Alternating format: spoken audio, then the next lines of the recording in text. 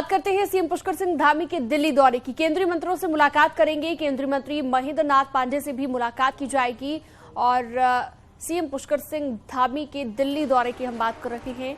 केंद्रीय मंत्री महेंद्र नाथ पांडे से भी मुलाकात करेंगे और दिल्ली के दौरे को लेकर जानकारी। सीएम पुष्कर सिंह धामी का दिल्ली दौरा।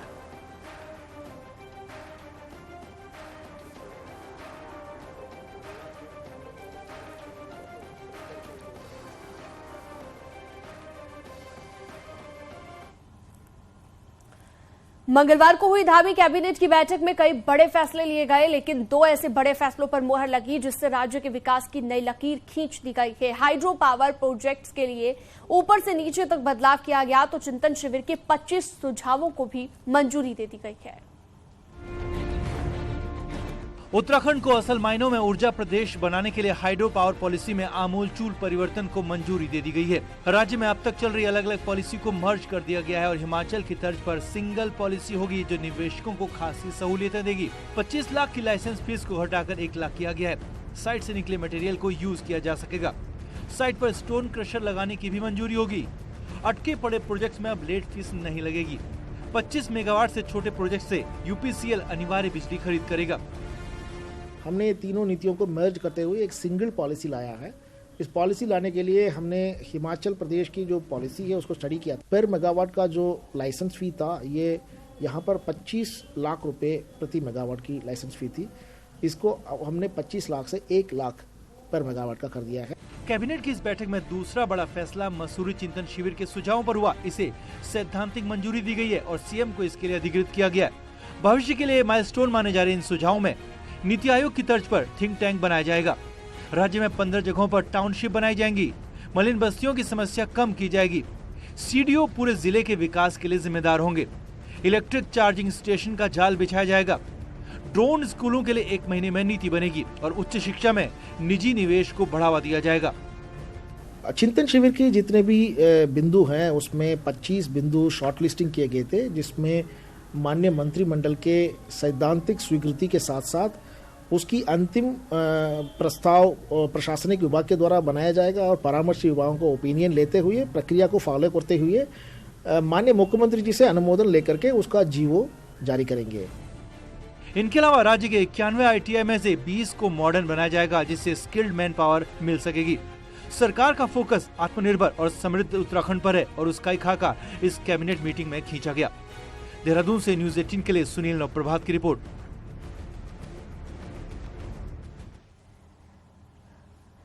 देहरादून से एक बड़ी खबर है जहां पर विधानसभा बैकडोर भर्ती मामले को लेकर विधानसभा के बाहर विधानसभा से हटाए गए कर्मियों का धरना तीसरे दिन भी लगातार जारी है और धरना स्थल पर भारी संख्या में पुलिस बल तैनात है। धरना देने पहुंच रहे प्रदर्शनकारियों की सीधे अरेस्टिंग हो रही है।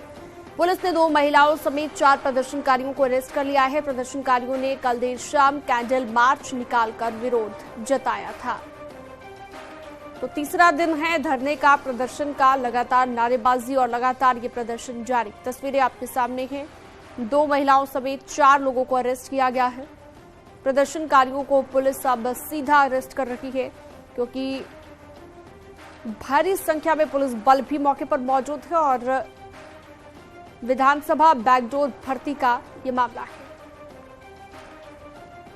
खबर पर ज्यादा जानकारी के लिए सुनील नवप्रभात हमारे साथ जुड़ गए हैं। सुनील, लगातार ये लोग प्रदर्शन कर रहे हैं जो विधानसभा से हटाए गए कर्मचारी हैं और लगातार इस मांग को लेकर भी ये प्रदर्शन किया जा रहा है कि जो इससे पहले की भर्तियां हैं 2001 से 2015 के बीच उन्हें भी निरस्त किया जाए। और क्या कुछ मांगे हैं इनकी और आज तीसरा दिन प्रदर्शन का, किस तरह की तस्वीर?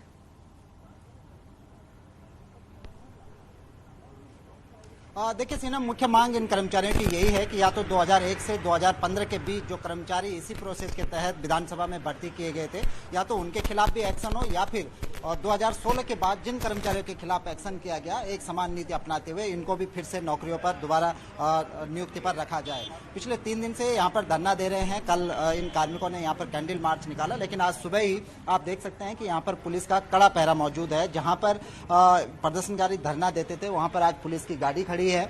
जब प्रदर्शनकारी यहाँ पर पहुंचने शुरू हुए तो पुलिस ने एक एक करके अभी तक 4 प्रदर्शनकारियों को पुलिस ने हिरासत में लिया है।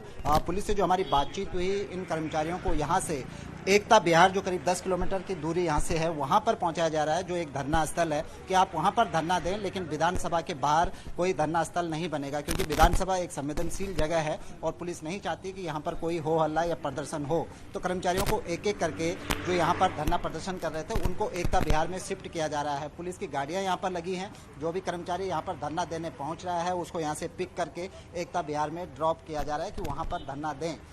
यानी कि सरकार का ये कहना है कि धरना प्रदर्शन से उसको कोई परहेज नहीं है, लेकिन विधानसभा के आगे कोई धरना प्रदर्शन नहीं होगा। तो अभी तक 4 कर्मचारी यहाँ पर पहुंचे, जिस तरह से पुलिस ने यहाँ से उनको अरेस्ट करना शुरू किया, हिरासत में लेना शुरू किया, तो उसके बाद अभी तक जो बाकी शेष कर्मचारी थे, प्रदर्शनकारी थे, जिनको यहाँ पर धरना स्थल पर पहुंचना था, वो यहाँ पर नहीं पहुंचे हैं। फिलहाल पुलिस का कड़ा पहरा यहाँ पर मौजूद है। ठीक है सुनील, आप नजर बनाए रखिएगा, लगातार जानकारी आपसे लेते रहेंगे। फिलहाल आपका बहुत शुक्रिया इस तमाम जानकारी के लिए।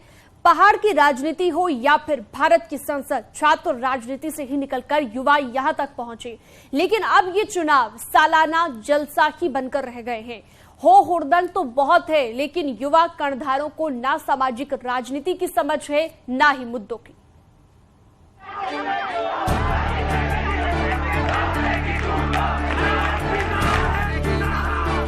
कुमाऊं विश्वविद्यालय से जुड़े कॉलेज कैंपसों में ऐसा ही कुछ माहौल है। हो हंगामे के साथ छात्रों की ये पौध राजनीति की सीढ़ी चढ़ने के लिए दमखम लगाए हुए हैं, तो जीत के लिए हर संभव प्रयास में छात्र नेता जुटे हैं।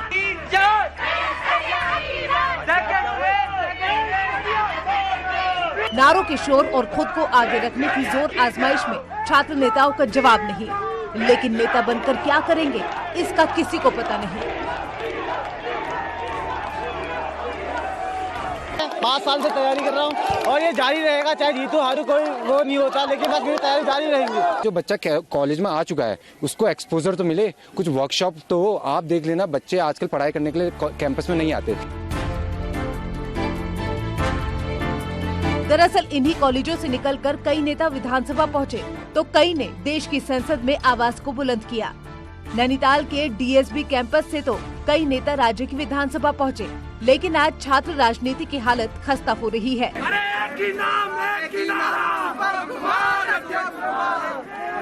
हालात ये हैं कि छात्र नेता सिर्फ कॉलेज में इंटरनेट से लेकर पानी और पढ़ाई के कुछ सवालों तक ही सीमित हैं और सामाजिक और राजनीतिक मुद्दों की समझ इन कर्णधारों को नहीं है। हालांकि जानकार कहते हैं कि बड़े दलों ने छात्रों की राजनीति को भी खत्म किया और आज नेता के बजाय पैसा कमाना ही मकसद है। छात्र राजनीति में भी है और उनको भी ये लगता है कि जब तक हम बहुत ज्यादा धन संपदा इकट्ठा नहीं कर लेंगे, उस तरीके का नहीं करेंगे, तो हम जो आज की राजनीति है उसमें स्थान नहीं बना पाएंगे और निश्चित तौर से उसका प्रभाव हमारी छात्र राजनीति में बहुत अधिक आया है। बहरहाल आज छात्र नेता शॉर्टकट से नेता तो बन रहे हैं, लेकिन इन भावी कर्णधारों को भविष्य की चिंता कम है। ऐसे में अगर देश की राजनीति में मुकाम हासिल करना है तो इस नई पौध को सामाजिक मुद्दों के साथ जन सरोकार को भी मुकाम बनाना होगा। न्यूज़ 18 के लिए नैनीताल से वीरेंद्र बिष्ट की रिपोर्ट।